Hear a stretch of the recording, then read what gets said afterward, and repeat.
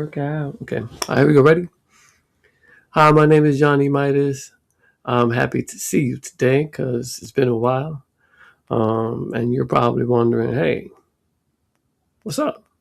Where you been? Well, I figured March I'd take the month off and leave it to the ladies, man. Like, yo, come on. It's Women's History Month. The voices you want to hear aren't mine. It's the ladies' time. Let them speak. So shout out to women of all backgrounds, all levels of professionalism. They are society creators, change makers. They are love embodied. They are a lot of things, but I think overall, their contribution to humanity must be acknowledged. So I'm back. It's April. Let's see. What else would I want to talk about? Oh my gosh, yes. On the complete opposite end of that spectrum, I want to mention the state of humanity right now. That's right. Humanity in the ring. I want to talk about pro wrestling because what's going on is absolutely fascinating right now. So this past Friday, former wrestling announcer slash pro wrestler Pat McAfee took to the airwaves to help out one Randy Orton. Are you thinking, wait, Randy Orton from like back when I was a kid, Randy Orton, that guy that used to wrestle, that third generation wrestler, Randy Orton? Yeah, that guy. Right now, he's going for one of the top titles in the whole business, and he's going up against the future of the industry, Cody Rhodes, the son of the legendary Dusty and the brother of Goldust. So, this is where we are in space and time. Why is Pat McAfee talking smack about Cody, kicking him in the nads, and proceeding to share his views on where he thinks this business is headed? Why is that so impactful? It's a very great question, and I'm glad that you asked that. So the answer is not as simple as you would like it to be. So in wrestling, we all know that somebody's going to get smack talked to. We all know it. Everybody can get it. It's that type of business. Cody Rhodes is a pro's pro. Pat McAfee proceeded to say such words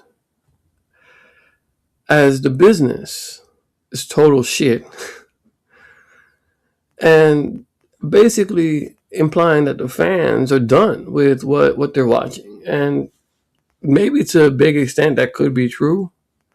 However, there is also just as big portion of the audience who is completely satisfied with Cody Rhodes being the champion. He's not the problem, and he never was.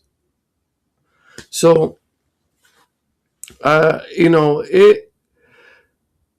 it definitely was a curveball. It felt like a curveball for the sake of it being a curveball. And hey, you know what? If you're asking the question, hey, Jon, you're a fan of this?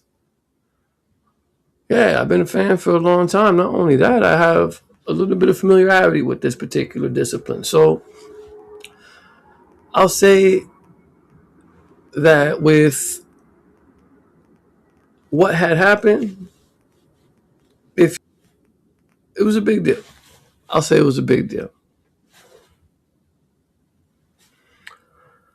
What comes next of that, right? That's probably the obvious question. The answer to that will be found in the remaining episodes in the road leading up to WrestleMania. And I think, I've seen what the analysts have said about it, the people who have been in this business, who report on this business, who talk wrestling for a profession. And normally, I silently hold my either debate points or I concur with a lot of what I hear. I think this is one of those times where no matter what level you are, whether you're a casual fan or you're the most experienced pundit on this particular subject, which is professional wrestling, sports entertainment, I think we all have kind of a uniform opinion about this for the most part. I mean, obviously, you're going to have your outliers and exceptions, but this is something that anybody looked at was like, we don't know if this is best for the product. So we'll see what happens. Rooting for Cody Rhodes. He's a G, by the way. Let me say that for off the cuff. And the reason why he's a G is exactly for what happened later on that night. He runs in. He stops the match cold in his tracks. And proceeds to take the mic. He tells the audience that beyond the nonsense that you're seeing, right? I'm paraphrasing. Please don't take me at face value. But beyond the nonsense that you're seeing, let me simplify this for you. This is a tale of two storied professional veterans who have a long, deep-rooted history together, who are going to take the biggest stage and show us what they both have. They're going to put it all on the line. Respect. Respect.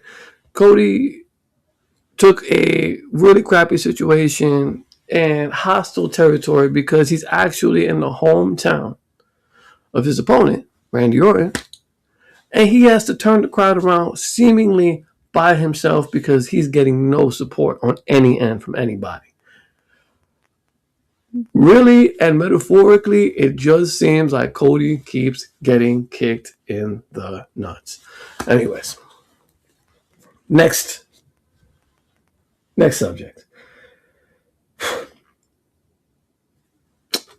Well, I just want to take this time, happy spring. If you're coming off Mardi Gras, Lent, Eid, Easter, any holiday in between that I, ignorantly neglected, I apologize, but I want to wish you a happy spring and I want to wish you a happy holiday time.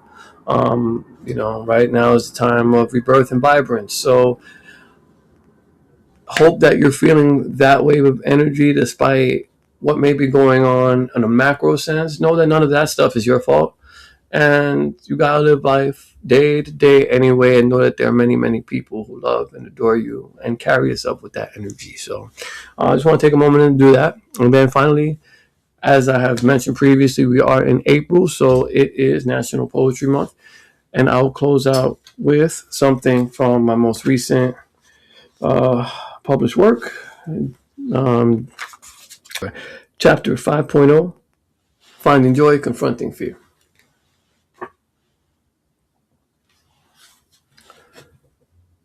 This one is called Week in Review. Maturity brings upon more mundane days.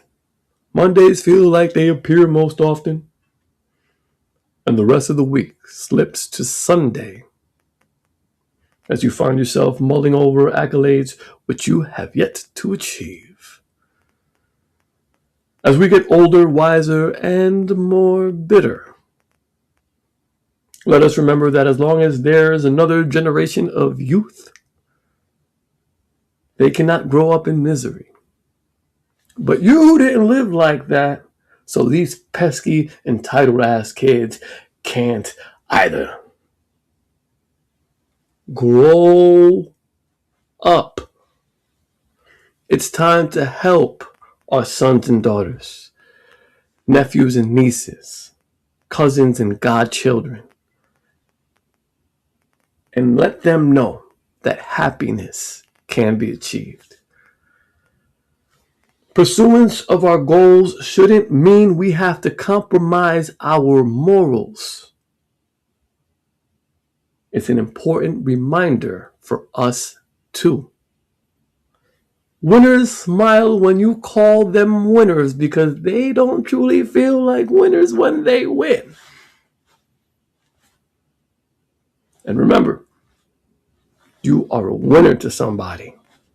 So you know. Whenever I get into this mode where I feel like the world has stopped loving me, I should have known then that it was time to reassess my world. At the peak of being parched, the body's power preservers are pushed to its maximum. Just a sip of liquid restarted my body. A bottle of it restored my soul. And I learned a very valuable lesson that day. My presence in the world is mandatory. As within, so without.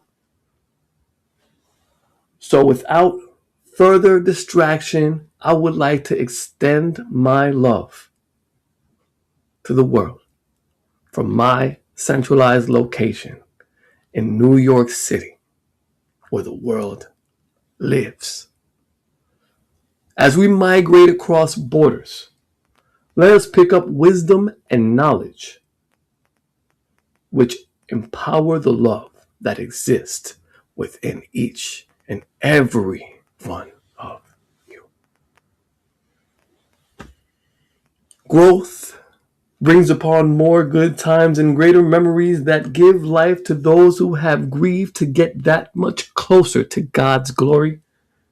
Greatness guides others to go for their gold in both a material and metaphorical sense. Sense is the currency that allows you riches beyond your imagination. Your dreams created my world. As you find your location in my map, let me remind you that our bodies and Mother Earth are both made up of over 70% water. A drop of sweat replenishes the ground. Our body resets the ecosystem, and our tears of joy restore the world's faith in humanity. Now bottle that up. A beverage for the soul. Hey, I'll see you next time. Happy National Poetry Month. Shout out to all the dope poets out there. We know who you are. There's like a million of you. So respect and love.